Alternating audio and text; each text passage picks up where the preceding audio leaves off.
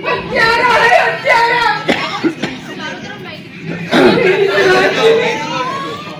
नारियों पर ये अत्याचार नहीं, तो इंसान नहीं, कुर्सी पर बैठा पत्थर का मुद्दा ये नादान लड़की वो लड़की जो ऊपर इस तरह लांछन लगा रही है। तेरे इस लांछन में लांछन के सिवा है ही क्या? काश काश तू नारी होता तो एक नारी का दर्द समझता।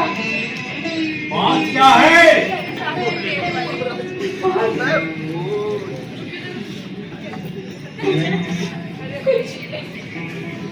कुछ लड़कों ने मेरे घर में घुसकर मेरी आंखों के सामने मेरे बूढ़े पिता की हत्या कर दी।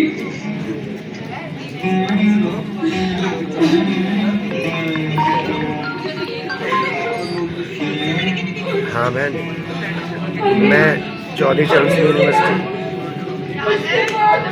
वहाँ कवरेज पे आया हूँ।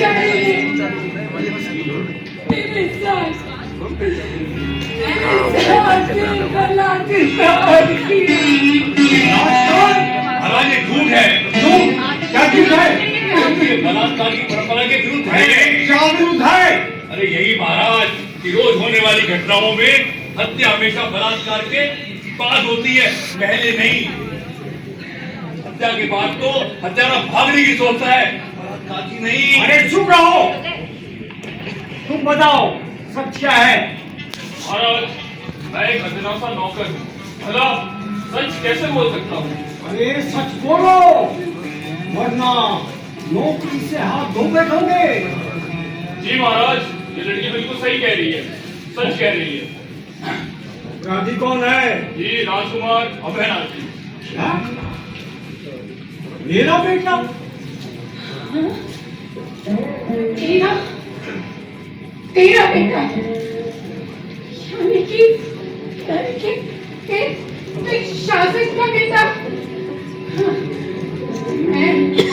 मैं बाहर जाकर चिल्ला चिल्ला कर सबको बताऊंगी कि शासक का बेटा हत्यारा है, शासक का बेटा बलात्कारी है। बेटी रुको, जरा सोच लो, बाहर जाकर चिल्लाने से तुम बदनाम हो जाओगे। क्या करते हो? चुप रहकर भी मुझे क्या मिलेगा? और वैसे भी मेरे पास नहीं लग गया है। अभी भी तुम्हारे पास सब कुछ है। अगर महाराज की कृपा हो जाए तो तुम्हारे पास सब कुछ हो सकता है। इज्जत, रुतबा, सुख, संपत्ति, सब कुछ हो सकता है। सोच लो, कल तक उत्तर दे देना। तब तक दरबार में ये कुर्सी तुम्हारे लिए खाली रहेगी। क्या?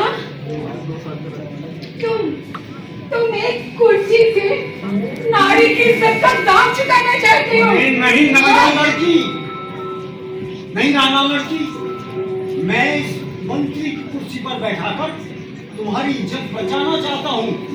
अरे कोई कितना भी बेइज्जत क्यों ना हो, मंत्री की कुर्सी पर बैठते ही इज्जतदार आदमी बन जाता है। जाते हैं वो गांधी और सुभाष की परंपरा में आ जाता है। यकीन न हो तो आजमा कर देखना।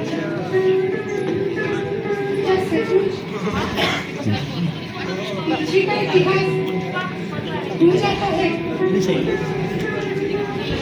यदि ऐसा है तो मैं कुर्सी पर बैठ जाती हूँ। जैसे भी मुझे अपनी इज्जत बचानी है, मैं इस कुर्सी पर बैठ जाती हूँ। ठीक है? बाकी बस 10 मिनट से भी ज़्यादा को हाँ मतलब एंड में लगाएंगे। हाँ एंड में अभी कुछ और आएगा तो देख लेंगे। देखते हैं हम। करूँगा तो आधा घंटे। हाँ, पता नहीं कहाँ से खोद खोद कर खबरें लाती है। इससे बात करते हुए ना हमने मारा। तुम बेफिक्र हो, उससे आने तो दो, देखते क्या पूछे।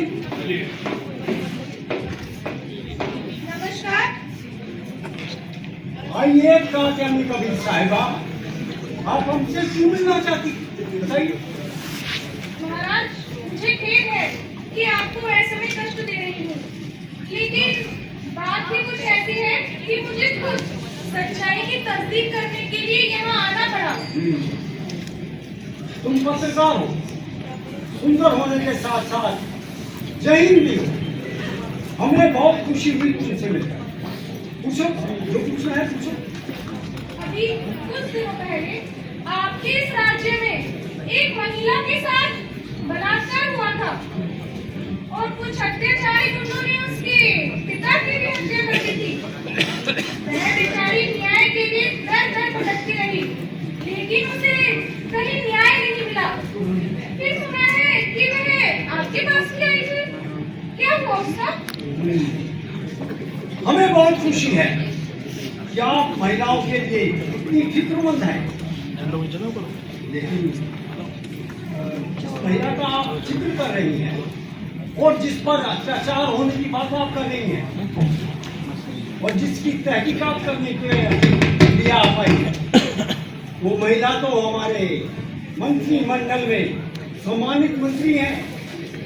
ये सारी अफवाहें और सारे आरोप झूठ है, मिथ्या है। आप इनसे कुछ जान लीजिए, बताइए। माननीय नानाजी जी बिल्कुल सही कह रहे हैं। मैडम, मुझे तो विरोधी दलों ने प्रलोभन लेकर इनके खिलाफ भड़काया था, लेकिन जब मैं इनसे मिली तो इनकी सज्जनता और सहजता देखकर मैं तो गदगद हो गई। और तो और इन्होंने मुझे अपने मंत्री परिषद में शामिल किया और मुझे मंत्री पद भी दिया।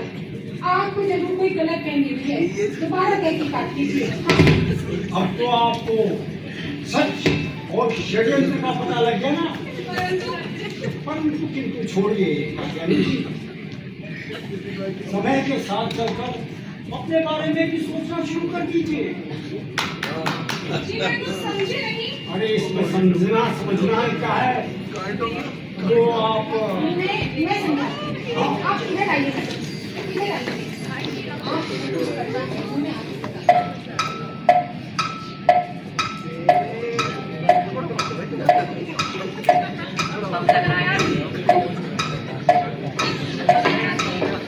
सोच लो, तुम्हें वो सब मिल सकता है जो इन्होंने बताया, और भी कुछ मिलेगा। बताओ।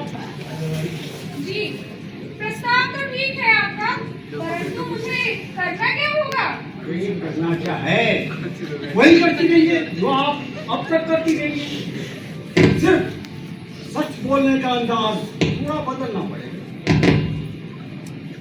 शराफत इनको समझाइए। मोहतरमा, आप एक बात अच्छी तरह समझ लीजिए कि हमारे महाराज जो भी काम करते हैं जनता की भलाई का ही करते हैं, और ये जो भी बोलते हैं वही सच होता है। ये बात अच्छी तरह आप अपने दिमाग में बिठा लें और सच को पेश करने का अंदाज बदल लें, फिर आपको वो कुछ मिलेगा जो आपने जिंदगी में भी नहीं सोचा होगा। समझ गई?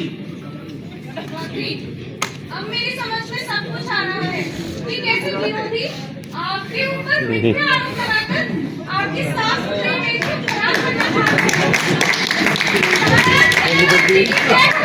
अंगद, नई निर्देशक महोदया कात्यायनी कबीर को वो विश्राम गृह मिलेगा और इनका पूरा ख्याल रखो। जय। चलिए।